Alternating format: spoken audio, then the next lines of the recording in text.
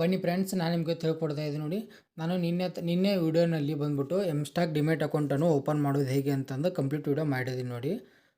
ಆ ವಿಡಿಯೋ ಬೇಕಾದ್ರೆ link description ಕೊಟ್ಟಿರ್ತೀನಿ ಆ್ಯಂಡ್ ಕಾರ್ಡು ಆ್ಯಂಡ್ ಐಕನ್ದಲ್ಲಿ ಕೊಟ್ಟಿರ್ತೀನಿ ನೋಡಿ. ವಿಡಿಯೋ ಚೆಕ್ ಮಾಡ್ಕೊಳ್ಳಿ. ನೆಕ್ಸ್ಟ್ ಎಮ್ಸ್ಟಾಕ್ ಅಕೌಂಟನ್ನು ಅಪ್ಲಿಕೇಶನ್ ಇನ್ಸ್ಟಾಲ್ ಮಾಡ್ಕೊಂಡು ಲಾಗಿನ್ ಮಾಡೋದು ಹೇಗೆ ಅಂತಂದು ಆ್ಯಂಡ್ ಅದಕ್ಕೆ ಡಿಪಾಸಿಟ್ ಮಾಡಿ ಟ್ರೇಡ್ ಮಾಡೋದು ಹೇಗೆ ಅಂತಂದು ಕಂಪ್ಲೀಟ್ ಮಾಹಿತಿ ತೋರಿಸ್ಕೊಡ್ತೀನಿ ನೋಡಿ. ಇವತ್ತು ವಿಡಿಯೋ ಸ್ಕಿಪ್ ಮಾಡಿದೆ ಫುಲ್ ವಿಡಿಯೋ ನೋಡ್ಕೊಳ್ಳಿ. ಇನ್ನೂ ಯಾರೆಲ್ಲ ನನ್ನ ಯೂಟ್ಯೂಬ್ ಚಾನಲ್ಗೆ ಸಬ್ಸ್ಕ್ರೈಬ್ ಮಾಡಿದ ವಿಡಿಯೋ ನೋಡ್ತಾ ಇದ್ದೀರಾ, ಪ್ಲೀಸ್ ಸಬ್ಸ್ಕ್ರೈಬ್ ಮಾಡ್ಕೊಳ್ಳಿ. ಹಾಗೆ ಬಾಜುಕಿರೋ ಬೆಲ್ ಬಟನನ್ನು ಕ್ಲಿಕ್ ಮಾಡೋದು ಮರಿಬೇಡಿ ನೋಡಿ. ಫಸ್ಟಿಗೆ ಏನಿಲ್ಲ, ನಾನು ಪರ್ಸ್ನಲಾಗಿ ಬಂದುಬಿಟ್ಟು ₹1,000 ಗಿವೆ ಅನೌನ್ಸ್ ಮಾಡ್ತಾಯಿದ್ದೀನಿ ನೋಡಿ. ಅದು ಯಾವುದಕ್ಕೆ ಅಂತಂದರೆ, ನಂದು ಅರ್ನಿಂಗ್ ವಿಡಿಯೋ ಬಂದುಬಿಟ್ಟು ಯಾವಾಗ 10K ವ್ಯೂಸ್ ರೀಚ್ ಆಗುತ್ತೆ ನೋಡಿ. ಇನ್ನೂ ಯಾವುದು ನನ್ನ ಯೂಟ್ಯೂಬ್ ವೀಡಿಯೋನಲ್ಲಿ ಯಾವುದೂ 10K ವ್ಯೂಸ್ ರೀಚ್ ಆಗಿಲ್ಲ. ಆ ಕಾರಣಕ್ಕೆ ಯಾವ ವೀಡಿಯೋ ಬಂದುಬಿಟ್ಟು 10K ವ್ಯೂಸ್ ರೀಚ್ ಆಗುತ್ತೆ ನೋಡಿ, ಅದಕ್ಕೆ ಬಂದುಬಿಟ್ಟು ನಾನು ₹1,000 ಅರ್ನಿಂಗ್ ₹1,000 ಗಿವೆ ಕೊಡ್ತಾಯಿದ್ದೀನಿ ನೋಡಿ. ಗಿವೆ ಅನೌನ್ಸ್ ಬಂದುಬಿಟ್ಟು ಟೆಲಿಗ್ರಾಮ್ ಗ್ರೂಪ್ನಲ್ಲಿ ಅಪ್ಡೇಟ್ ಮಾಡ್ತೀನಿ. ಟೆಲಿಗ್ರಾಮ್ಗೆ ಯಾರ್ಯಾರು ಜಾಯ್ನ್ ಆಗಿಲ್ಲ, ಡಿಸ್ಕ್ರಿಪ್ಷನ್ ಲಿಂಕ್ ಇರುತ್ತೆ, ಆ ಲಿಂಕ್ ಕ್ಲಿಕ್ ಮಾಡ್ಕೊಂಡು ಜಾಯ್ನ್ ಆಗಿ. ನನ್ನ ವಿಡಿಯೋಕ್ಕೆ ಲೈಕು ಕಮೆಂಟು ಸಬ್ಸ್ಕ್ರೈಬ್ ಮಾಡೋದನ್ನು ಮರಿಬೇಡಿ. ಶೇರು ಲೈಕು ಕಮೆಂಟು ಸಬ್ಸ್ಕ್ರೈಬ್ ಮಾಡೋದನ್ನು ಮರಿಬೇಡಿ ನೋಡಿ. ಫಸ್ಟಿಗೆ ಯಾರ್ಯಾರು ಜಾಯ್ನ್ ಆಗಿಲ್ಲ, ಡಿಸ್ಕ್ರಿಪ್ಷನ್ ಲಿಂಕ್ ಇರುತ್ತೆ, ಟೆಲಿಗ್ರಾಮ್ ಗ್ರೂಪಿಗೆ ಜಾಯ್ನ್ ಆಗಿ. ಫಸ್ಟಿಗೆ ಬಂದುಬಿಟ್ಟು ನೀವು ಪ್ಲೇಸ್ಟೋರಿಗೆ ಹೋಗಿ ಎಮ್ಸ್ಟಾಕ್ ಡಿಮೆಟ್ ಅಕೌಂಟನ್ನು ಇನ್ಸ್ಟಾಲ್ ಮಾಡ್ಕೋಬೇಕಾಗುತ್ತೆ. ಎಮ್ಸ್ಟಾಕ್ ಅಂತಿದೆ ನೋಡಿ, ಎಮ್ಸ್ಟಾಕ್ ಡಿಮೆಟ್ ಅಕೌಂಟನ್ನು ಹೋಗಿ ಇನ್ಸ್ಟಾಲ್ ಮಾಡ್ಕೊಳ್ಳಿ. ಇಲ್ಲಿದೆ ನೋಡಿ, ಈ ಅಪ್ಲಿಕೇಶನನ್ನು ಇನ್ಸ್ಟಾಲ್ ಮಾಡ್ಕೋಬೇಕಾಗುತ್ತೆ. ಇನ್ಸ್ಟಾಲ್ ಮಾಡ್ಕೊಂಡು ಓಪನ್ ಅಂತ ಮಾಡಿ. ಓಪನ್ ಅಂತ ಮಾಡಿದ ಮೇಲೆ ನೆಕ್ಸ್ಟ್ ಈ ಥರ ಬರುತ್ತೆ ನೋಡಿ. ಇದರಲ್ಲಿ ನೀವೇನಿಲ್ಲ, ಫಸ್ಟಿಗೆ ಬಂದುಬಿಟ್ಟು ನೀವು ಇವಾಗ ಅಕೌಂಟ್ ಓಪನ್ ಮಾಡಿರ್ತೀರಲ್ಲ, ಅದಕ್ಕೆ ಫರ್ಗೆಟ್ ಕ್ರಿಯೇಟ್ ಪಾಸ್ವರ್ಡ್ ಅಂತ ಇದೆ ನೋಡಿ, ಇದ್ರ ಮೇಲೆ ಕ್ಲಿಕ್ ಮಾಡ್ಕೋಬೇಕಾಗುತ್ತೆ.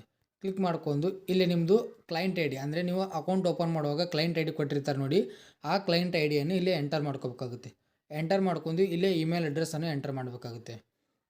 ಇಮೇಲ್ ಅಡ್ರೆಸ್ ಎಂಟರ್ ಮಾಡಿದ ಮೇಲೆ ಪ್ಯಾನ್ ಕಾರ್ಡ್, ಅಂದರೆ ನೀವು ಇಮೇಲ್ ಅಡ್ರೆಸ್ ಇವಾಗ ಅಕೌಂಟ್ ಓಪನ್ ಮಾಡೋ ಮುಂಚೆ ಯಾವ ಇಮೇಲ್ ಅಡ್ರೆಸ್ ಕೊಟ್ಟಿರ್ತೀರೋ ನೋಡಿ, ಅದೇ ಇಮೇಲ್ ಅಡ್ರೆಸ್ ಕೊಡಿ. ನೆಕ್ಸ್ಟ್ ಬಂದುಬಿಟ್ಟು ನಿಮ್ಮದು ಪ್ಯಾನ್ ಕಾರ್ಡ್ ಕೊಟ್ಟಿರೋ ಪ್ಯಾನ್ ಕಾರ್ಡನ್ನು ಎಂಟರ್ ಮಾಡ್ಕೊಳ್ಳಿ, ನಂಬರನ್ನು ಎಂಟರ್ ಮಾಡ್ಕೊಳ್ಳಿ. ನಾನು ಮಾಡ್ಕೊತೀನಿ ನೋಡಿ. ಇವಾಗ ನೋಡಿ, ಈ ಥರ ಎಲ್ಲ ಡೀಟೇಲ್ಸನ್ನು ಫಿಲ್ ಮಾಡ್ಕೊಂಡು ನೆಕ್ಸ್ಟ್ ಸಬ್ಮಿಟ್ ಅಂತ ಮಾಡಬೇಕಾಗುತ್ತೆ. ಸಬ್ಮಿಟ್ ಅಂತ ಮಾಡಿದ ಮೇಲೆ ನೋಡಿ, OTP ಸೆಂಡ್ ರೀಸೆಟ್ ಪಾಸ್ವರ್ಡ್ ಅಂತ ಬರುತ್ತೆ ನೋಡಿ. ನಿಮಗೆ ಬಂದುಬಿಟ್ಟು ಒಂದು ಈ ಮೆಸೇಜ್ ರಿಸೀವ್ ಆಗುತ್ತೆ.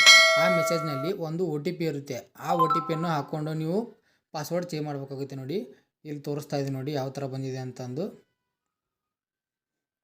ಇಲ್ಲಿ ನೋಡಿ ತೋರಿಸ್ತಾ ಇದ್ದೀನಿ ನೋಡಿ.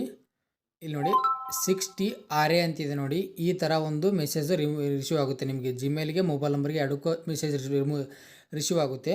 ಅದರಲ್ಲಿ ಅದನ್ನು ಕೋಡ್ ತೊಗೊಂಡು OTP ತೊಗೊಂಡು ನೀವು ಇಲ್ಲೇ ಸೆಕೆಂಡ್ ಒನ್ನಲ್ಲಿ ಬಂದುಬಿಟ್ಟು ನೀವು OTP ಹಾಕೋಬೇಕಾಗುತ್ತೆ. OTP ಹಾಕ್ಕೊಂಡು ನೆಕ್ಸ್ಟ್ ಇಲ್ಲೇ ನಿಮ್ಮದು ಡೇಟ್ ಆಫ್ ಬರ್ತ್, ಅಂದರೆ ಕೊಟ್ಟಿರೋ ಡೇಟ್ ಆಫ್ ಬರ್ತ್, ನೀವು ಇನ್ಫಾರ್ಮೇಷನ್ ಎಲ್ಲ ಯಾವ ಥರ ಕೊಟ್ಟಿರ್ತೀರೋ ಅದೇ ಥರ ಡೇಟ್ ಆಫ್ ಬರ್ತನ್ನು ಹಾಕ್ಕೊಳ್ಬೇಕಾಗುತ್ತೆ. ಹಾಕ್ಕೊಳ್ಳಿ ನೋಡಿ. OTP ಆ್ಯಂಡ್ ಡೇಟ್ ಆಫ್ ಬರ್ತನ್ನು ಎಂಟರ್ ಮಾಡ್ಕೊಂಡು ನೆಕ್ಸ್ಟ್ ಲಾಗಿನ್ ಅಂತ ಕ್ಲಿಕ್ ಮಾಡಿದ ಮೇಲೆ ನಿಮಗೆ ನೋಡಿ ನ್ಯೂ ಪಾಸ್ವರ್ಡು ಸೆಟ್ ಮಾಡೋಕ್ಕೆ ಕೇಳುತ್ತೆ ನೋಡಿ. ನ್ಯೂ ಪಾಸ್ವರ್ಡು 2 ಟೈಮ್ಸ್ ಹಾಕಬೇಕಾಗುತ್ತೆ ನೋಡಿ. ನೀವು ಯಾವ ಥರ ಮಾಡೋಕ್ಕೆ ಕೇಳುತ್ತೆ ನೋಡಿ. ನ್ಯೂ ಪಾಸ್ವರ್ಡನ್ನು 2 ಟೈಮ್ಸ್ ಸೆಟ್ ಮಾಡಬೇಕಾಗುತ್ತೆ.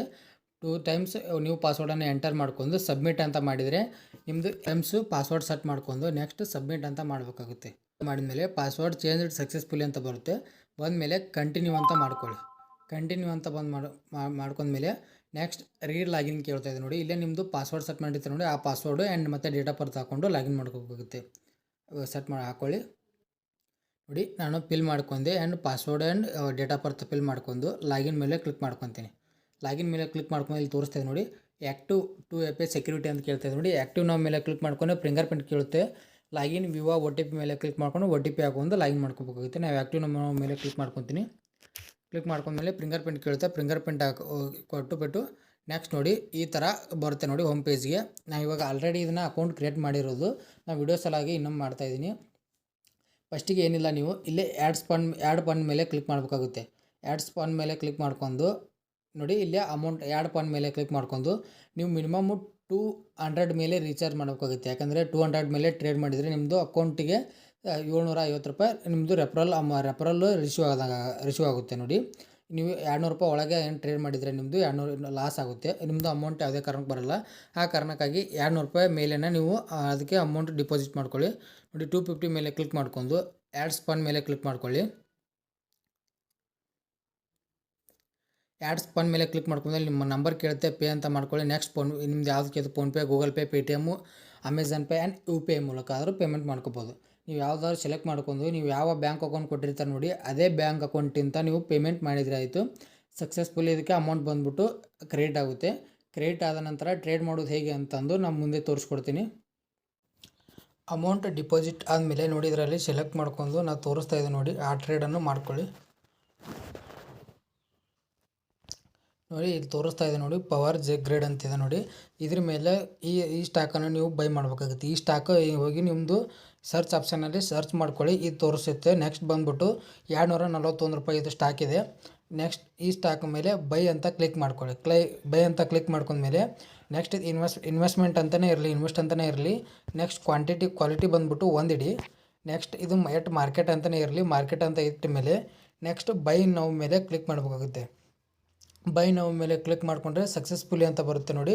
ಸಕ್ಸಸ್ಫುಲಿ ಆದ ನಂತರ ನೀವು ಒಂದು ದಿನದ ನಂತರ ನೀವು ಅದನ್ನು ಸೇಲ್ ಮಾಡಬೇಕಾಗುತ್ತೆ. ಸ್ಟಾಕ್ ಬಂದುಬಿಟ್ಟು ಅದನ್ನು ಒಂದು ದಿನದ ನಂತರ ಅದು ಇಲ್ಲಿರುತ್ತೆ ನೋಡಿ, ಪಾಸಿಬಲ್ನಲ್ಲಿ ಇರುತ್ತೆ. ಅದನ್ನು ಬಂದುಬಿಟ್ಟು ಅದನ್ನು ಸೇಲ್ ಮಾಡಿದರೆ ಆಯಿತು, ನಿಮ್ಮದು ಅಕೌಂಟು ಆ್ಯಕ್ಟಿವ್ ಆದ ಹಾಗೆ ನೋಡಿ. ಇಷ್ಟು ಮಾಡಿದರೆ ಆಯಿತು ನೀವು ನೋಡಿ. ಹಾಗೆ ಈ ಮಾಹಿತಿ ಇಷ್ಟ ಆಗಿದ್ರೆ ವಿಡಿಯೋಕ್ಕೆ ಲೈಕ್ ಮಾಡೋದು ಮರಿಬೇಡಿ.